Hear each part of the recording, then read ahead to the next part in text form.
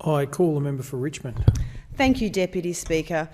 Well, this is a government that consistently fails to act in the nation's best interests. They only act in their own political interest, and they take no responsibility for anything. They always put their own specific political interests ahead of the country's interests, and they're not on the side of everyday Australians. Always remember, always, this Prime Minister doesn't have your back. He's too busy protecting his own back and his own self-interest. Now, we all remember the bushfires and how he had no empathy for those bushfire victims. In his own words, he said, "I don't hold a hose, mate." That was his response to this terrible tragedy. And the Prime Minister's had no empathy during the pandemic, palming off his responsibilities to the states all the time. The Prime Minister's had no empathy for all of those coronavirus victims. We lost 685 older Australians to the pandemic in our aged care homes. And aged care is the federal government's responsibility, yet the government has refused to take responsibility and to act appropriately. Now we're seeing the rollout of the COVID vaccine just being totally bungled. It's another thing this government's responsible for and has messed up. There's just no limit to the extent to which this government only prioritises politics. No matter what the occasion, with them it's always politics first and Australians second. Deputy Speaker, we've seen recently the extremely courageous Brittany Higgins, who told her distressing account of how she was sexually assaulted in a minister's office just metres from the Prime Minister's office. Make no mistake, in relation to this devastating incident, the Prime Minister is again choosing politics and acting in his political interest, denying all knowledge, saying no one told me. Of course he knew, and he walks in here every day and pretends that he doesn't know. The cover-up continues. Rather than actually reaching out to Ms Higgins, the Prime Minister had his media unit briefing journalists against her. No empathy, just politics. No humanity, just harm. The Prime Minister's failed to provide empathy, support or respect for Ms Higgins. The Prime Minister and his ministers failed to provide their legally binding duty of care.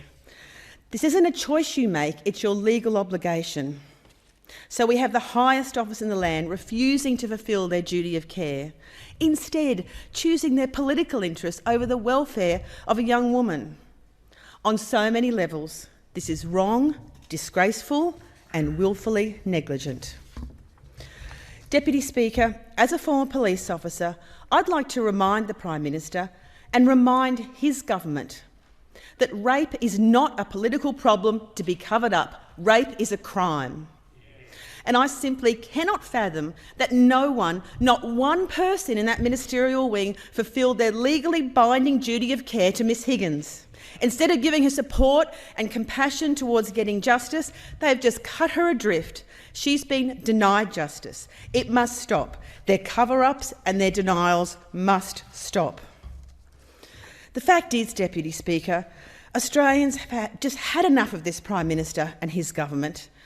We've just seen so many of the constant cover-ups, and that is what always characterises this government. It's what always drives them, their own political interests, not the nation's interests. And it doesn't matter whether it's the sports rorts or community safety rorts or forged documents or really grave matters like our terrible bushfires, the COVID-19 pandemic and reported sexual assaults. The Prime Minister always thinks about his political interests first, and he never ever accepts responsibility. And Australians have had enough of this. And Australians know, they have realised that the Prime Minister doesn't have their back because he's too busy protecting his own. The fact is, he doesn't have your back if you want security of work. He doesn't have your back if you want access to health care or aged care. He doesn't have your back if you want to be confident of safety in your workplace. And the fact is, this Prime Minister, this government, the Liberals and the Nationals are not on your side. The only side that they are on, all of them, the Prime Minister, all the Liberals, all the Nationals, is their own side, their own political self-interest. And in doing so, they are neglecting all Australians in putting their political interests first and not the nation's interests first.